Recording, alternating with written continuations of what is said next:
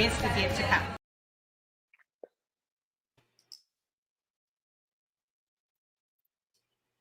And hello, everyone. A hearty, warm welcome to the CuppaChino Club's Social TV. I'm your host, Bridgetti Lambanda from Cape Town in South Africa. We're already on day 40 of the lockdown here. And a hearty welcome to my co-host, Viola. Viola, how are you today? I'm very, very well, thank you. It's been a good day, lovely day in Cape Town. Yeah, it's been a busy day. Had lots to do, lots of admin to catch up on, as always. And also had an opportunity to just chat to Chanel she's also part of the CuppaChino Club, and she did a great show on the Childhood Museum's Instagram page. And she invited Shay and I onto her page to just talk about what our experiences have been during lockdown. So it was really fun. Oh, awesome. We had a great day. Yeah. Busy day today. I know. Wow, wonderful. We had an amazing show yesterday about the intersection of COVID-19 and the water industry. And yes, I cannot wait for us to dive into today's topic. But before I do that, I want to say a hearty warm welcome to our audience on LinkedIn, on YouTube, on Periscope, on Twitter. And we also want to say welcome to everyone who's going to be watching the show on the replay on Facebook. But I do know that our guest is sharing it to his Facebook page. So a warm welcome to his community on Facebook. Our guest today hardly needs an introduction, but for the benefit of our audience in South Africa who may not be as familiar with him, Mitch Jackson combines law, social media, and technology to disrupt, hack, and improve his clients' companies, causes, and professional relationships. He uses social media and technology to help good attorneys become great trial lawyers and to show everyone, not just lawyers, how to communicate and to negotiate more persuasively and effectively. And he is a very early adopter of live video. So I'm not going to waste any more time. Let's give a hearty warm welcome to our special guest for this evening, Mitch Jackson.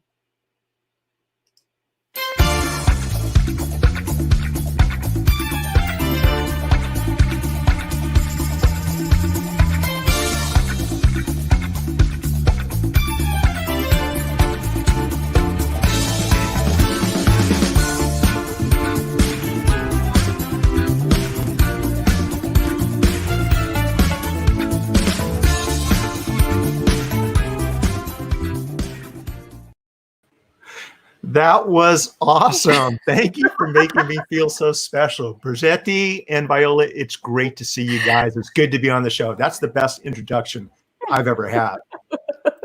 Feel like dancing. Well, yeah.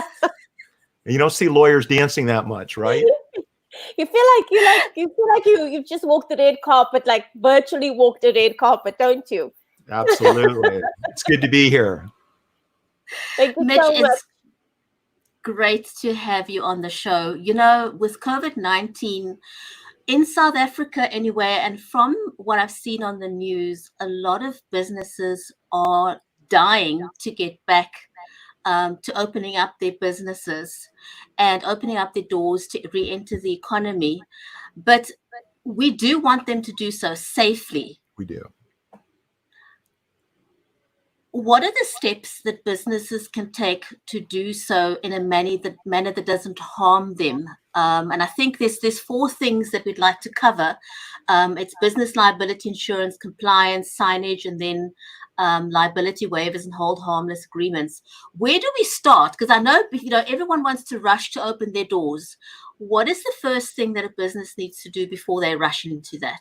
Absolutely. Let me just start off, if you don't mind, with that was the happiest I've been in a long time, because this has been draining on all of us, right? We're concerned about everybody's health and safety. I'm concerned about my clients and their businesses, the local community, and these are very, very serious times. And that's where my focus has been, right? On friends, family, and our clients. Now, having said that, I want to pivot and put on our business hats and answer your questions, from an objective fashion, from a lawyer's perspective. And, but that was the first time that I've smiled like that in a long time. So thank you for that.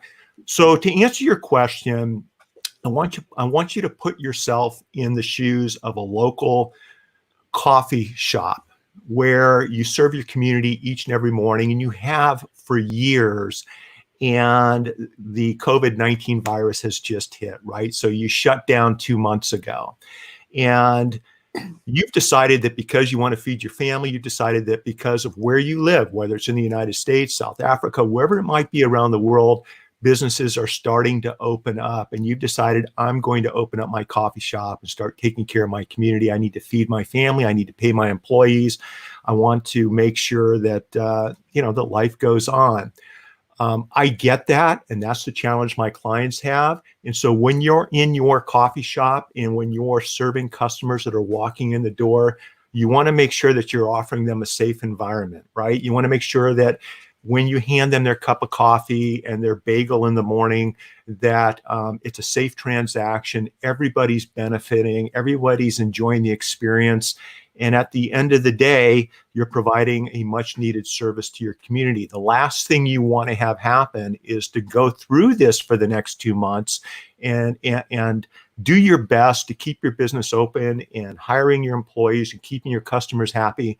And then two months from now, you have a process server walk through the front door and serve you with a lawsuit because you've got a client or a customer alleging that your employee negligently infected your customer with COVID-19. They've been in the hospital, they've incurred medical bills. God forbid somebody in their families died from this infection, and now they're holding you responsible. And I don't want to see that happen, right? And so what we're going to talk about today are 4 different ways that business owners can make sure they're offering to their customers a safe environment.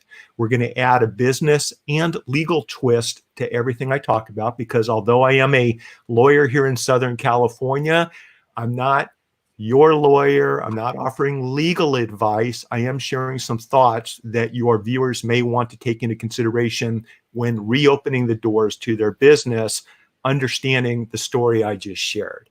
And the first thing you want to do is make sure, regardless of where you're located, and the laws are different in each state and in each country, if you have business liability insurance, ask your business liability insurance agent if you're covered for a coronavirus infection claim. If you're not, what type of rider, what type of additional insurance is available to protect you and your employees and your business from a COVID-19 infection claim. I think this is a reality that business owners, including my law firm, need to take into consideration when we're meeting with clients tomorrow, next month, and even next year. That's the first thing, Brigetti and Viola, that I think that the business owner needs to pay attention to. I've got 3 more things I do want to talk about, but if you have any questions about that particular topic, that's the first step. And I'm not sure if in South Africa there is business liability available for these types of claims, but it's probably worth asking your agent. Well, Mitch, it's such an important topic because I think, look, I work with a lot of small businesses. I work with business owners. And I think one of the biggest challenges is to prioritize how you spend. Lots of people have started businesses not out of opportunity. So they haven't seen an opportunity in the market.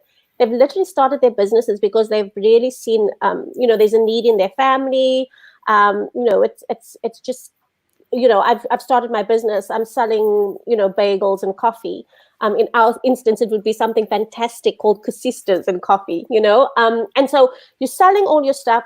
I don't know if a lot of our small businesses even have business liability. So I think the first place to start is to make sure that you do have business liability, especially in these trying times. And then, of course, to make sure that COVID-19 is actually covered within that business liability discussion with your agent or whoever you're going to be using. So I think that's the first point, and that's a great point. It's a great point that many small business owners didn't have liability insurance before this pandemic hit the world. And what we've noticed before social media and before the internet is that on average, at least here in the United States, most small businesses are involved in claims or lawsuits 3 times in their business career. I think that because it's easier than ever to open up a small business in today's world, online and offline, that number is probably going to double or triple for small businesses in today's world. And so you want to have liability insurance. And the reason you want to have it is if somebody brings a claim. Let's say you bring an employee in that had COVID-19, you thought they were better, and they weren't, and they did infect a customer. Well, by having liability insurance, your liability insurance company will hire a law firm at their expense to defend you. If a judgment is brought against you, your insurance will pay that judgment or negotiate a settlement.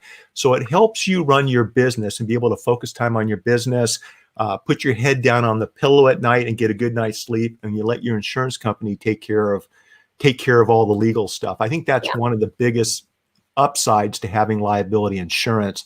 The second thing, though, Viola, that I think people need to pay attention to is, what are your state rules and regulations? What are your local district or community rules and regulations when it comes to health and safety requirements?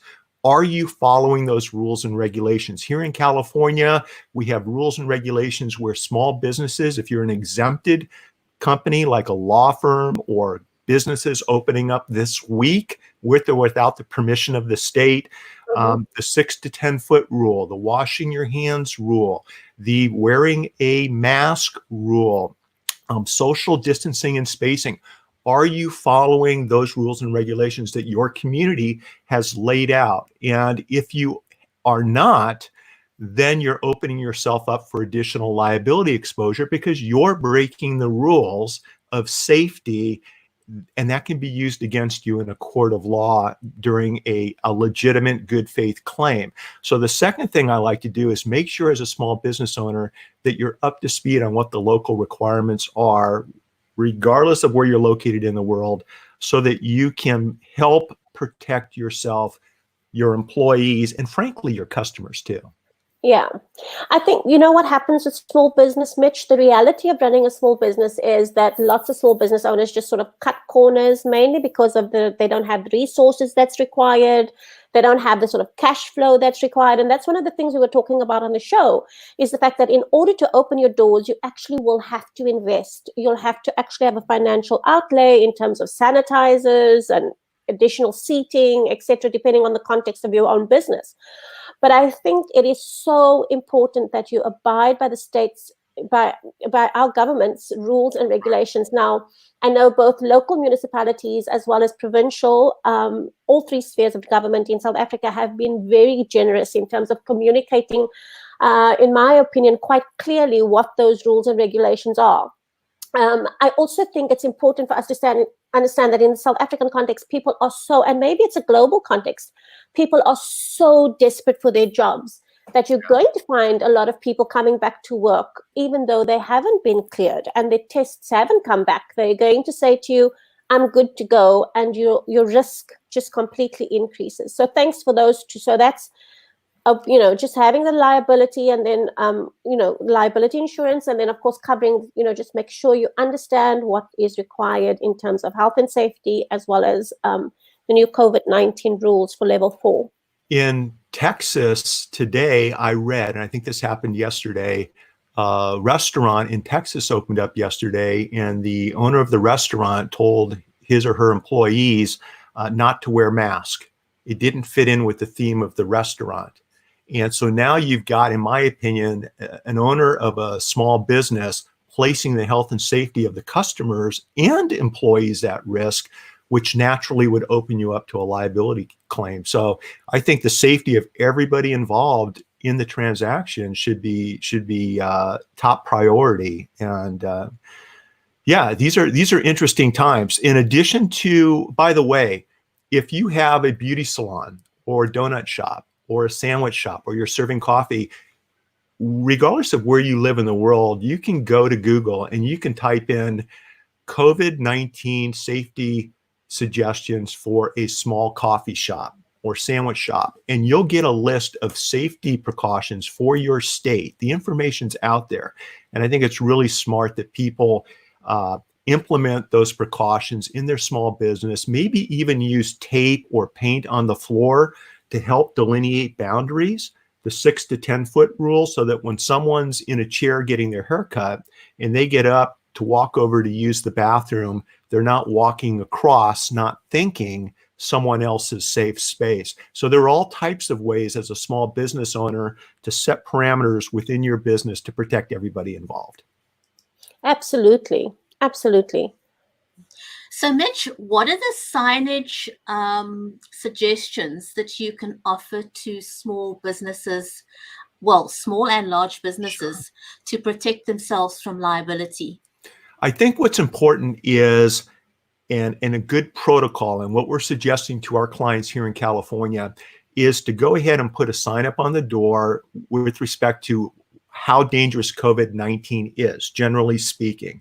Maybe you have a stand-up sign on the outside patio or inside in a lobby or waiting area, just raising awareness as to the COVID-19 dangers.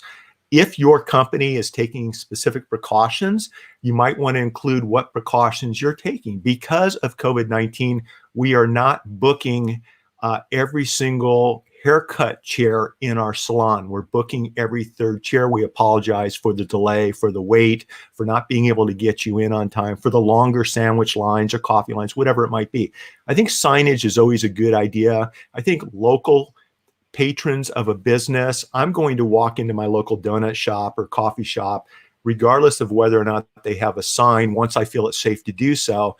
But I think that sign shows a level of responsibility by the business owner, just reminding everybody of what we need to pay attention to. Now, having said that, along with signage, some companies have sign-in sheets where you sign in to get your haircut or to pick up something at a store. It might be a good idea for store owners to include on those sign-in sheets a disclaimer, a waiver, a hold harmless agreement where in exchange for you providing products and services, and once again, this is state and country dependent. Each state in the United States is different, but in exchange for someone coming in and getting their haircut, they're waiving any and all liability. They're holding you harmless. They're signing and acknowledging a disclaimer of liability so that if they were infected, they're waiving any and all rights to move forward with the claim. That could be part of your signage, depending on what type of company you have. I do tell lawyers, doctors, and CPAs who I represent that use retainer agreements to include that type of language in your retainer agreement when you're meeting with a client who's sitting across your desk or sitting across the table in a conference room. There's no reason why you can't, subject to your state bar rules, subject to your rules of professional responsibility, depending on what type of professional you are, include that type of language in your documents. It's full disclosure, it's arm's length. You're just simply delineating in writing the agreement and understanding between the parties. And you can take that concept and also apply it to signage, both offline and online. If you've got a small business in the community and you're giving away coupons to have people come in and get a buy one sandwich and get the second sandwich for free, or the same thing with a cup of coffee. In your online coupons, you might include a disclaimer or a COVID-19 warning or a link where if you use this coupon, then you're agreeing to the disclaimer, the hold harmless agreement, the waiver of liability when you present this coupon to a representative at our store. There are all different types of things you can do depending on what you do for a living, the type of business you have, and the laws of your state, region, or jurisdiction. There's so many moving parts to this, that one may not consider. I was thinking while you were talking, for example, that sign-in sheet, generally speaking, you walk into a business, they've got a sign-in register there, and they give you a pen. Now, for example, you would encourage your clients, I would imagine, to rather use their own pen than to use that one pen that every single person's going to be touching. I know, for example, in South Africa, you may no longer use biometric devices to identify staff as they walk in and out of your business. So there's a lot of adaptation that we need to make and be aware of when we enter the workplace. Imagine coming in and let's say it's a doctor's office. Let's say it is a hair salon, for example, where you sign in and the person greeting you, there's a 10-foot square painted on the floor or taped on the floor where you're purposefully keeping your distance from the customer he or she is handing you a fresh new pen with a rubber glove. You've got a local business with their name on the pen that has nothing to do with your hair salon, but they're donating the pens to help promote their printing company down at the other end of the shopping center. And as a customer, I would be very appreciative of my haircut salon. I don't go to a salon, but my barber taking the time. My barber right now is my wife, and I think she's doing a pretty good job. But you guys think? I'm pretty impressed. I think she's hired.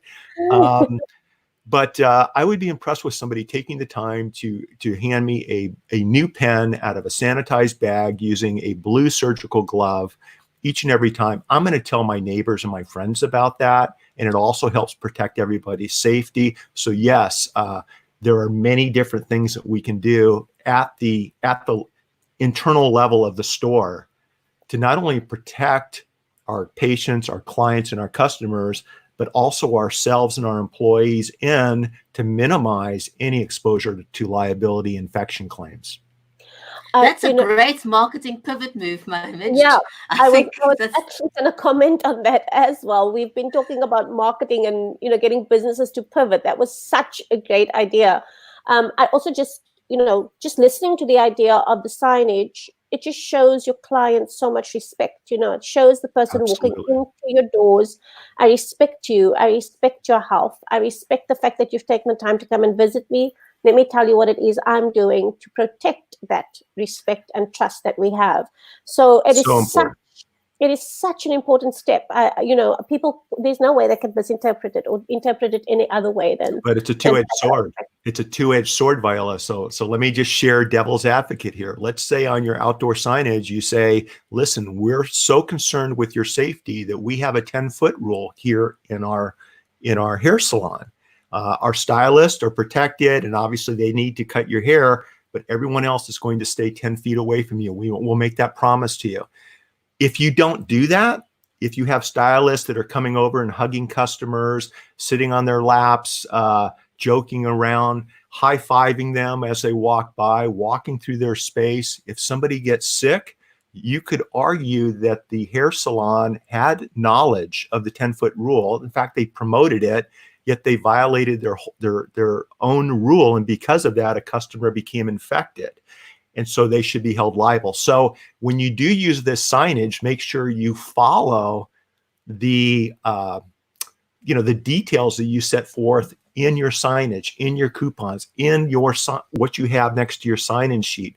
Anything that you're putting out there that you're promising your customer you're going to do, make sure you do it, because if you don't, it's going to be used against you if somebody gets sick, right? See, That's the lawyer in me right there. I'm thinking of both sides of the fence here.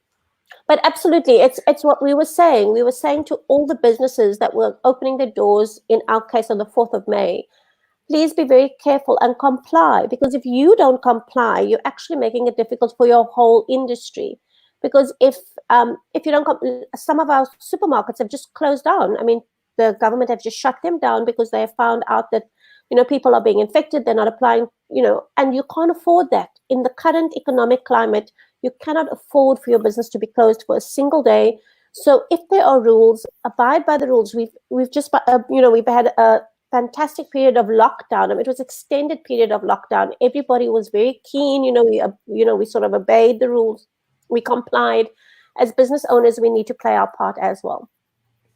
When we talk about using releases and waivers and hold harmless agreements, once again, those are dependent on where you live, what state, what country you're in, what type of business you have. There are public policy limitations and exceptions to using those types of agreements in certain types of situations. So you want to check with your local laws, rules, and regulations. But having said that, if I was a hair salon, what I would do is I would accept appointments online. And during the appointment process, that's where I would have my COVID-19 understanding, my waiver, my disclaimer, my hold harmless agreement. The appointment would need to be booked through the website. Once somebody clicks and books that appointment, they're acknowledging everything we just talked about. So when they come into the business, they have already agreed to the terms and conditions of the limitation of liability, and then you can just focus on signing someone in and taking care of them. The same thing with ordering food for takeout at a sandwich restaurant, or maybe coffee to go. Anything you can do online and incorporate these approaches into your online ordering process, I think it helps protect you. And then having said that, remind your employees on a daily basis, whether it's a Slack channel, an email, an early morning meeting, of all of these safety requirements. Because I'll tell you one thing about human nature is the longer we're exposed to something, the more comfortable we get with it, the more casual, the more we let our guard down. I have seen this as a lawyer practicing for 34 years. New business owners will follow the rules and regulations to a T, and as they get comfortable, a little bit more successful, they'll have a tendency to back off and not cross their T's and dot their I's like they should. And I think in today's world, with COVID-19, if you drop your guard even for 10 minutes, it can be devastating for everybody involved. So everything we're talking about, you want to remind your team of this protocol on a daily basis or several times a day. And that way you can just deal with the human aspect of everything we're talking about, because I think people are a little bit too casual right now with respect to how safe they think it is out there, and it's not. Mitch, you're 100% right. You know, I was out doing some shopping the other day, and I was horrified in the store that I was in to find not only the cashiers, but also management constantly fiddling with their masks, taking them on and off very casually. And I felt really scared and saddened. And I thought, you know, if this store has to close down, it's going to hit them hard because it was a massive store. And if the management is not able to set the example in following the rules, which are already in place. So what you said is a great reminder to not get lackadaisical as time goes on, and to be careful, because obviously, I mean, the rules are in place, but if they're not enforcing it every single day and something happens, they're going to be in for a rough ride. I think so. Brigitte, you mentioned May 4th. Is that when businesses are opening back up in South Africa? That is when some businesses were allowed to open up. So we've started with a partial opening up of businesses here. So not everyone's allowed to trade. Basically, businesses that offer essential services. So there's a specified list of businesses that are permitted to trade. And we've got 5 levels. Level 5 is full shutdown. So we've just come out of the full shutdown and moved down to level 4. Gotcha. And interesting that you may not know is in South Africa, under level 4, we've still banned the sale of cigarettes and alcohol, for example. You know, there's a huge outcry about that, but we're not going to dive into that. But that's one of the things that's still under ban under level 4 here in South Africa. Gotcha. So I meant May 4th. So that's quite different from here, where they've loosened up the delivery requirements, where you can have alcohol actually delivered to your home in California. And before, you weren't able to do that. So a little different contrasting cultures. There is one other thing that we haven't talked about. And here in the United States, they're talking about creating new immunity laws, where if somebody does come into your business and becomes infected and ill because of COVID-19, under the immunity law, they would not be allowed to bring a claim or lawsuit against the business owner. And that hasn't happened yet, but I would just encourage everyone watching this who's a small business owner, stay on top of what laws are being brought into effect in your community, in your jurisdiction, in your venue, in your state, in your country.